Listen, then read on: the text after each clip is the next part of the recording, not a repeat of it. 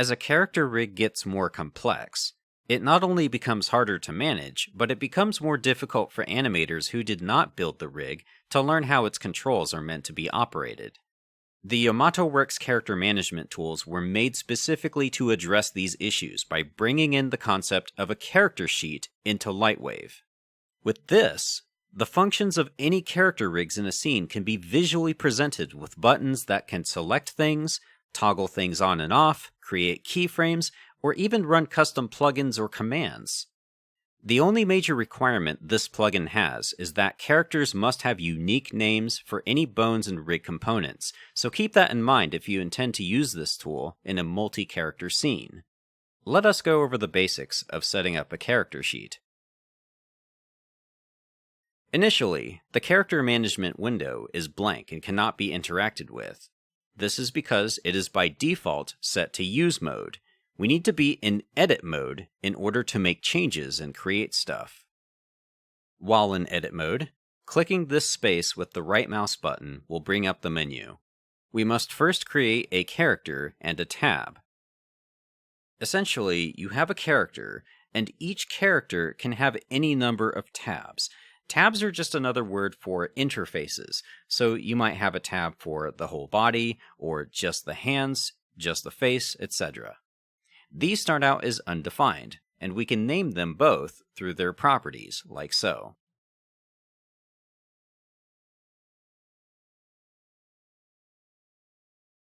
The tab property will also ask us for an image that represents this character sheet. This image can be any size, and most common formats will work. I'll go ahead and create another tab just for the character's face.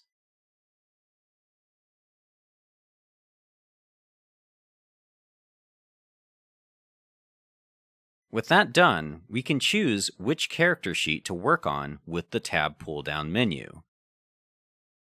More than likely, any character sheet is going to select things or toggle visibility, so the plugin makes doing these things easy.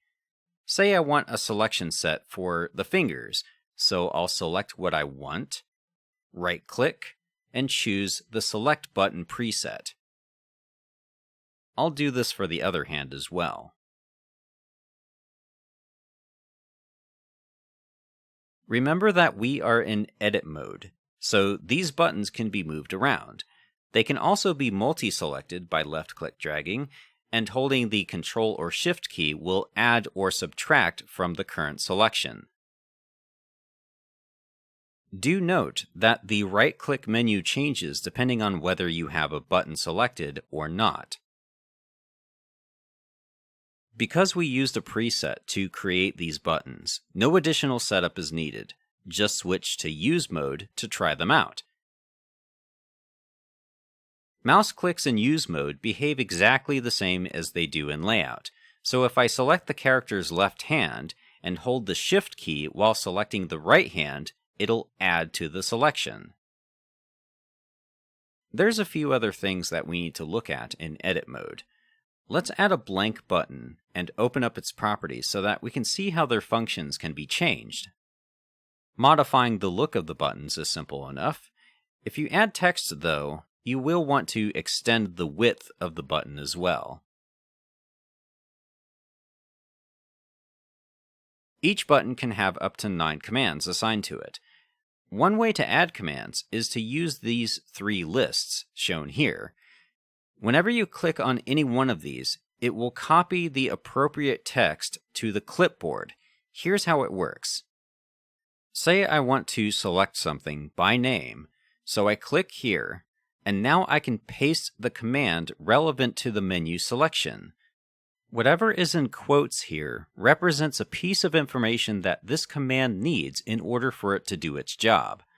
We need an item in this case. This item list will always contain the currently selected objects in the Lightwave viewport. So I can just select one and paste it over where it says item. It is very important to understand that you are not restricted to the columns down here when working in the button property window. You can use any Lightwave command or any executable plugin for that matter.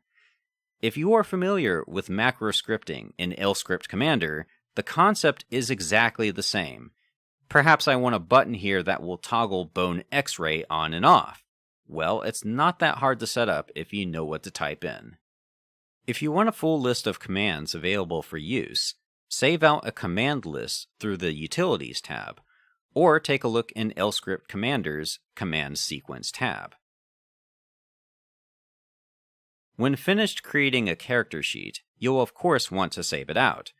Typically, you can just use the regular save option, but if there are multiple characters in the current scene and you only want to save the one that's currently being shown, that's what this other option is for.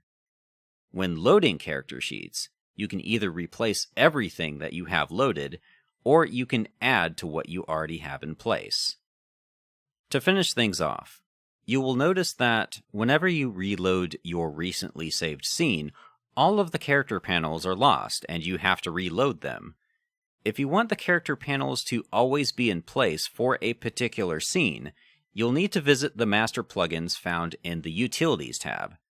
There is an entry called Character Select Manager, and double-clicking this will allow you to click the File List button.